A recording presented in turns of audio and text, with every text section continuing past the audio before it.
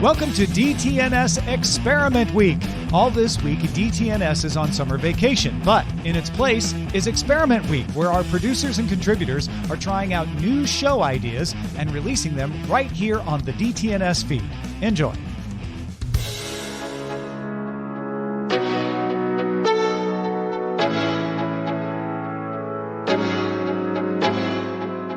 Hello. I'm Charlotte Henry, and I run a Substack and podcast called The Edition. That's ADD. And I'm very excited to be taking part in DTNS Experiment Week with this extra edition. And I'm very excited as well because I'm joined by a brilliant guest, the author and journalist Chris Stockel-Walker, who, let's be honest, if you care about Instagram, YouTube, TikTok, any of the video and audio, video platforms, any of the kind of internet culture wars that we currently see going on, here's the man you want to be reading. So, Chris, thank you for joining me. Let's get right into it, really. There's a lot going on in the space that you cover. It's, we've seen Instagram trying to copy TikTok and YouTube try and copy TikTok and Reels, and it's all quite a messy space. So explain first, just very briefly, where you see on a macro level the kind of lie of the land on these video, particularly vertical video platforms. What we've seen is you can almost divide it, I suppose, Charlotte, into kind of like a BCE and a CE idea, kind of like before Common Era and after Common Era, before TikTok and after. Yeah, I was going to say TikTok. BTT and ATT. Yeah, exactly. So you have kind of the traditional form of social media, and particularly video on social media, which was generally a box on a bigger screen, generally landscape video, generally quite long. And then suddenly, and there's lots of things tied up with this, including the pandemic and so on and so forth, you saw TikTok overhauling that significantly and the rise of full screen immersive video. And surprise, surprise, when a company like TikTok manages to get 1 billion users in a little under 5 years, and Instagram and YouTube. Sorry, let's just say that number again so listeners can reflect on quite how staggering that is. Yeah, so it's 1 billion users in less than 5 years. So that is huge. And to put it into context, you can look at basically any other competitor of the kind of pre-TikTok era, so YouTube or Instagram or even Facebook, and they got the same number of users in pretty much twice that level of time. So you start to see why they're sitting up and paying attention. And of course, when that happens, every big tech company knows that they want to try and borrow the best bits from their competitors. So suddenly we have now every app looking like TikTok and every app presenting video just like TikTok. And this doesn't necessarily go down well with the audience, but we'll unpack that in a bit. But let's talk a little bit about, I guess if we're defining things as before TikTok and after TikTok, let's do the TikTok story. We know it's from the Chinese parent company ByteDance. There was a Chinese version of the app which was basically all about dancing and music, and that's where it's come from. And TikTok has just grown, as you illustrated with that stat, and it's now sort of whatever you want it to be, isn't it? As long as you want to see it on vertical video on your phone. People used to lambast TikTok, I suppose, as being this app only for teenagers, very much lip syncing or dancing or whatever. Particularly in the early days, that was true. Now, however, it has changed. They have a broader user base. And again, this ties in, I think, to the pandemic when we were all stuck at home, all pretty bored. I've actually just written a story for Input magazine about cruise ship TikTokers, which is an amazing thing that I never thought I'd hear about. But they were kind of the microcosm of this huge shift that we all saw, which is, in the early days of the pandemic, the cruise industry shut down. All of these employees went home and they got bored, or they had to quarantine before they started up again in cruises, and they were stuck in hotels, and they said, well, you know what, I'll open up TikTok. And so suddenly you see this explosion, I suppose, of users away from that core teenage demographic towards a much broader one. And I've interviewed 80-something-year-olds as part of my stories around TikTok. So it is really an app for everybody now. Yeah, and that is clearly part of the strategy that ByteDance, TikTok itself have deployed, that they wanted to very consciously move away from this thing as being a rather ephemeral app for teenagers, and an app for everyone where you can find your people on it. I mean, at the moment, the day we're recording this is just a couple of days after the England women's team won the Euros, and my entire For You page is just various variations on that team and things involving that team, and I'm frankly here for it. But some of the listeners in America will be seeing completely different things. That is the case. Is there are geographical differences as well as cultural differences, and that's one of the things that makes TikTok really interesting, is that your feed will look different to my feed simply because of what you consume. Likewise, all of our listeners' feeds will be completely different as well, which makes it really tricky to pin down. And let's talk about that. Even though things look different on TikTok, what is actually happening is, as we hinted at before, other giant tech platforms who do video are now trying to replicate what TikTok do with this immersive vertical video that you scroll through, that it wants you to sit on for minutes and even hours at a time. So Instagram Reels is the obvious one. Now, correct my timeline on this. I sort of remember seeing video on Instagram before I remember being aware of TikTok, but it's definitely really drilled down on video since TikTok became so popular. Am I sort of getting that right? The actual Reels product was something that was kind of coincidental with TikTok's rise, and it's, I say coincidental, it's not actually a coincidence. We know from reporting by the likes of The Verge, from leaked audio recordings of Mark Zuckerberg's meetings with then Facebook employees, that Facebook has been searching for a TikTok killer for years. They've had previous attempts at this that they've operated in different markets, including South America and Asia, which didn't really come to much. And so they kind of bet the house, I suppose, on Instagram Reels once TikTok became really huge, as you say, to potentially the detriment of public opinion about the app, because it seems like everybody is just furious about what their Instagram profile has become. Yes, and added into this mix now is YouTube Shorts, which for some creators is wildly successful, particularly, as I understand it, if you make sure your video is native. You can use the same video across the platforms, but make the video native to something like YouTube Shorts. Now, when I first heard about YouTube Shorts, I was deeply, deeply cynical. I was like, no, I go to YouTube for long form video. There's the creators I like on YouTube for the longer form videos, even if that's 4 or 5 minutes, not 90 seconds to 3 minutes. That's fine. And that's what YouTube's for. And I want it in high quality. I want it full screen in the way you were discussing earlier. But, knowing YouTube as you do, you've written a book about YouTube. You wrote that in the pre-shorts era, but it's is this something you could sort of foresee YouTube doing? Do you understand how it fits into the portfolio of YouTube products?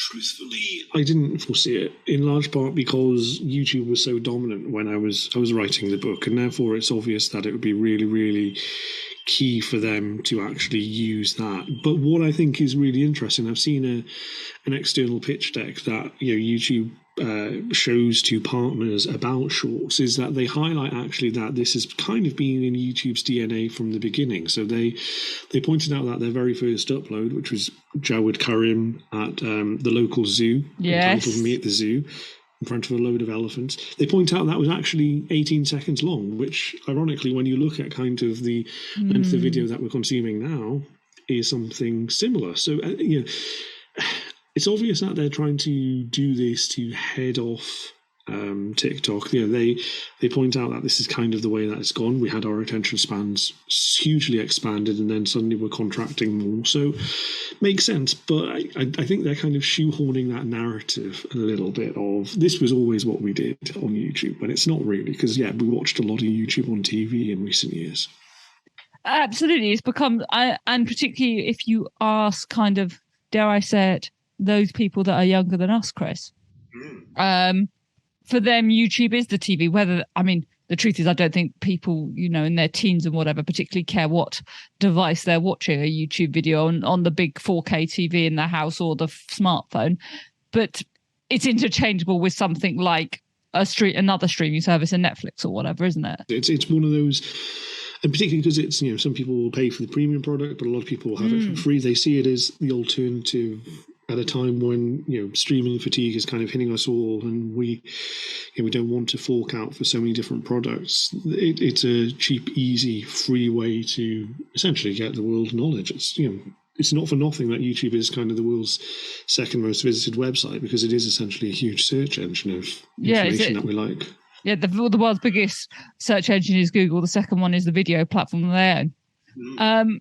And how do you think they'll double down on shorts? Do you think this is a product that's here to stay, or is it going to be a bit more Facebook pivot to video, where we see 6, 12, 18 months, they've kind of got a bit fed up with it? So in the recent Q2 results, which came out just about a week before we were recording this, they were talking up the success of YouTube Shorts a lot, and they were kind of saying that this is the way that we're going to be going in the future. And I tend not to think that that's necessarily marketing bluster. I think that's probably they foresee this as a potential route to success. And part of the issue that a lot of these TikTok-alike clones have is that they don't necessarily have the secret sauce behind TikTok in terms of the algorithm and things like that. But if YouTube is saying that it's succeeding for them, they're not shy about cutting things that don't work. So I would believe that it probably is. Okay, you mentioned the algorithm. Let's get into that, because it does seem to be, as you say, the secret sauce that differentiates TikTok from other things. Now, I personally think part of it is because when we first loaded Instagram, we saw pictures of our friends, and that's not what we expected when we first loaded up TikTok. But there is clearly something, that gets the thing on the For You page that you're probably going to be interested in. And if it realizes you're not interested in it, it's going to find, if you're not interested in something, the TikTok finds out pretty quickly you're not interested in it and doesn't keep serving you that. When you were researching your book, TikTok Boom, did you kind of get anywhere in understanding what goes into that algorithm, what actually makes TikTok sort of, for want of a better phrase, so addictive? Yes and no.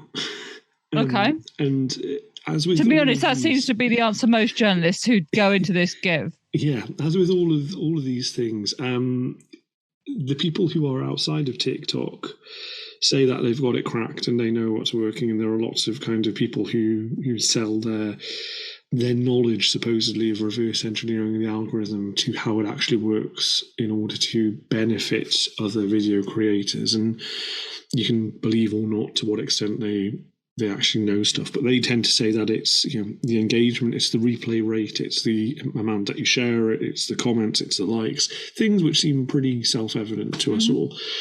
TikTok themselves, and this might partly be PR bluster or them trying to kind of downplay this stuff, or it might be the God's honest truth. But I spoke in the book to someone who was in charge of kind of editorial content at TikTok, who was meant to kind of have this bird's eye view of what works. And I did say, how does the algorithm work? And she said, I don't know. And she said, I don't even think our engineers necessarily know about this. But I think that might be downplaying TikTok's expertise. I mean, we know that it serves you things on a content graph, which is based on what you consume rather than what your friends are doing. And which is the complete polar opposite of what Facebook originally did, because the whole thing was connecting you with people that you know.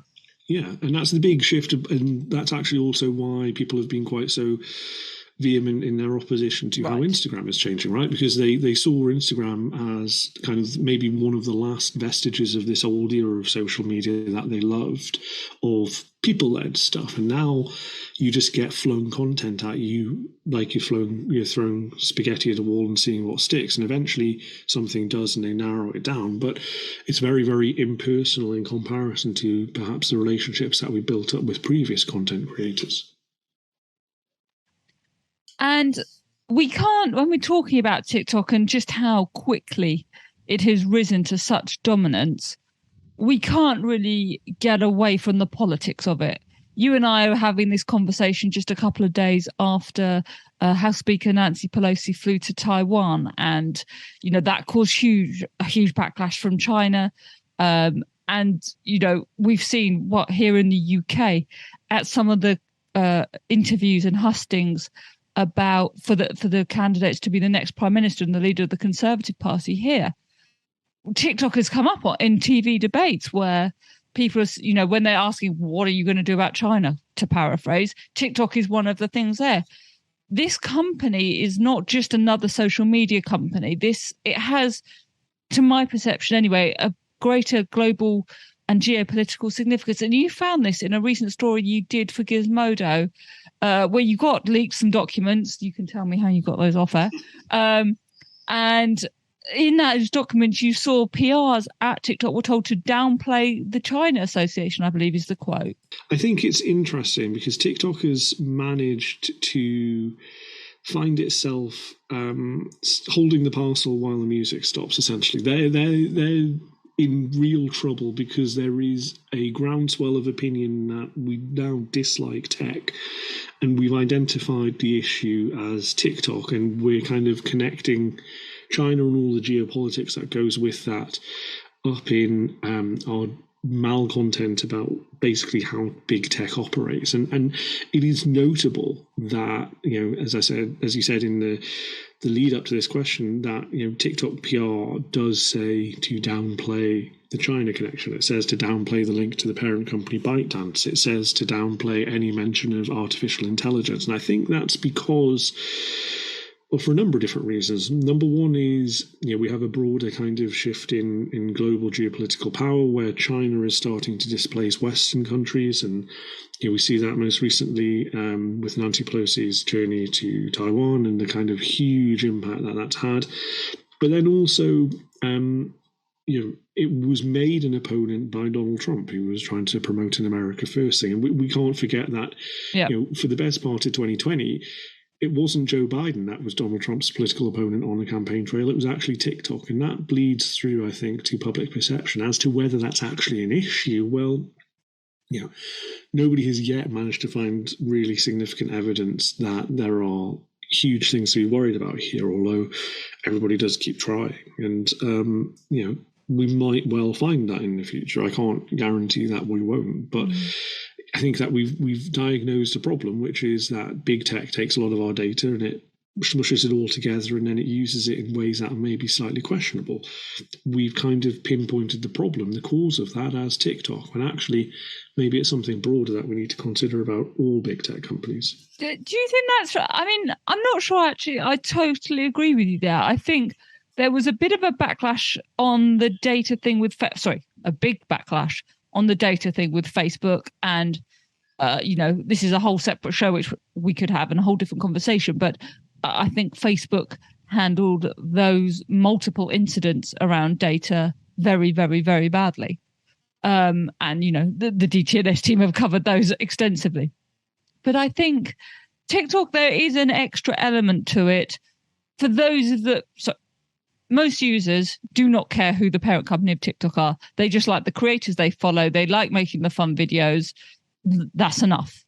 But for the people that care about the bigger picture stuff, I think there is a difference between, bluntly, an American-owned company and a popular app that has a Chinese firm as its parent company, with what we know that means for, connections to the Chinese government and so on and so forth. China has huge human rights issues. It has huge issues around using its own citizens' data in a way that enables them to maintain a stranglehold on power.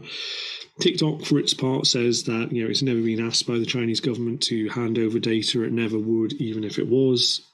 People may make their own conclusions about that as to whether or not they would even admit that, whether it was true or not. The thing that I keep coming back to is the kind of the separation between the two countries is not necessarily as distinct as I would like it to be as a Westerner. So, for instance, the PRISM whole issue around that Edward Snowden flagged up, of this idea of mass wiretapping and then feeding into, collating all this data around people, including basically backdoors into big tech companies' platforms. I find that, I think we have to be careful to not forget that we are sometimes complicit in this in our own way. And while I wouldn't want it to happen at all, I wouldn't want China to have hold of my data. I hope to God that they don't.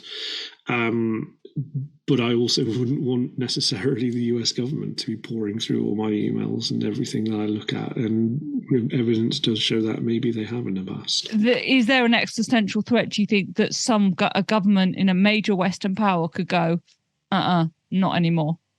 Yes, there is that concern, because we've already seen it, not necessarily in a major Western country, but we've seen it in one of the world's superpowers, in India.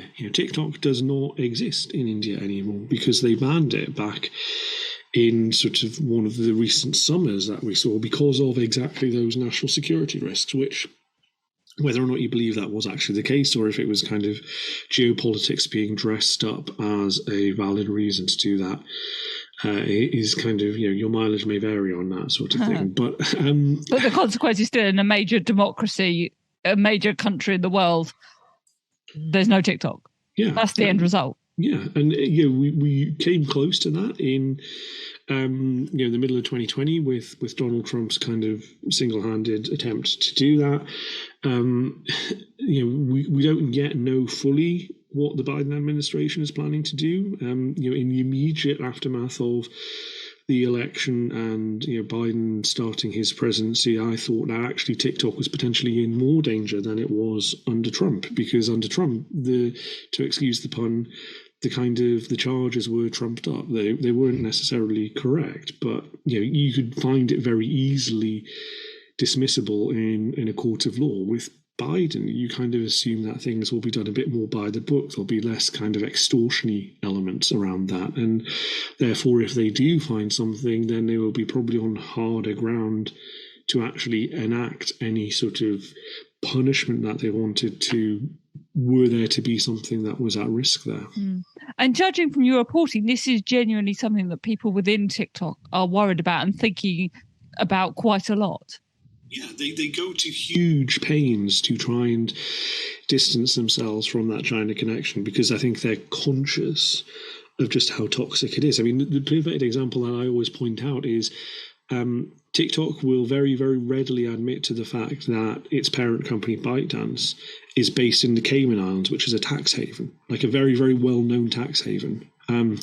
They're happy to admit, essentially, that they're based in a tax haven more than they're happy to admit that they're based in China. And really, we know, I think I did some stats in the book that, like, if the number of employees that actually work for ByteDance ended up living in the Cayman Islands, it would be, it would improve their population by like a factor of 5 or more, or something like that. Wow. Like, it's completely unrealistic. Yet they say, hey, look, we're connected to this country that is generally known for kind of dodging taxes, rather than this country where we're actually based.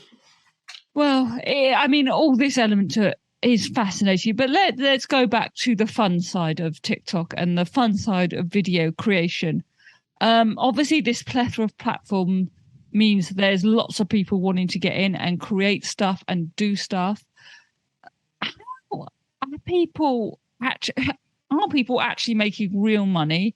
And how many people are? With YouTube, there was a very clear path of making money, wasn't there? You get a large number of subscribers, you turn on AdSense, you keep building that large number of subscribers and showing them ads. TikTok, Instagram, even, Facebook, which we haven't even talked about, its multiple pivots to and from video. It's a very different game, isn't it? What's interesting is that the way in which creators make their money is different on TikTok than YouTube in particular. So the way generally that people make their money through that is they become a certain size, they get a certain number of followers, and then they are admitted to what's called the Creator Fund, which allows them to directly monetize their videos rather than the adverts, which is kind of how YouTube works, in that you get your AdSense revenue, which is your 45 or 55% share of any adverts served against your content. Here, TikTok's actually directly monetizing your content and giving you essentially free cash in exchange for views. Now, the amount that you get for that is pennies and fractions of a penny. It's not really, from my conversations, even with quite big creators, not really making anybody particularly rich. But then obviously you have the kind of, the third-party routes of making money that have propped up the creator sector for years now, which is sponsored content, branded content. TikTok does try to do that also with its creator marketplace, where it connects companies and creators together in a way that they can hopefully make good content and make good money together. But yeah, it's difficult to get a handle on. YouTube, there was some academic research that I reported on in the past that suggested that 96.5% of creators don't make enough to break through the US poverty line, and the kind of distribution of wealth on YouTube was hugely unequal. And I don't think there's anything necessarily different about what TikTok does that would suggest that it's any more democratic in how it kind of hands out its money. I suppose what a lot of these creators have learned is that you can't just really commit everything to one platform and be at the whim of one platform. You have to be across a lot of these spaces, don't you? I see lots of TikTokers kind of pushing people towards their YouTube channel and vice versa, and their Instagrams and all that kind of thing. So I guess they just need to cash in, as it were, across all these platforms. Well, I mean, this has been a fascinating conversation. We could keep going for ages, so I always enjoy discussing these things with you. If people want to keep up with your reporting, Chris, where can they find you? You can find me on Twitter at Stokel, which is Stokel. Your books are YouTubers and TikTok Boom, so you can check those out as well. I've enjoyed them. Thank you so much for joining me for this and being part of DTNS Experiment Week. If you want more from me after hearing this conversation, you can head over to The Edition on Substack. So that's the and edition with ADD.substack.com, and the podcast is of the same name. You can get it wherever you listen to this show. So thank you very much for having me, DTNS. Thank you again, Chris, for joining me, and hopefully I'll see you all soon.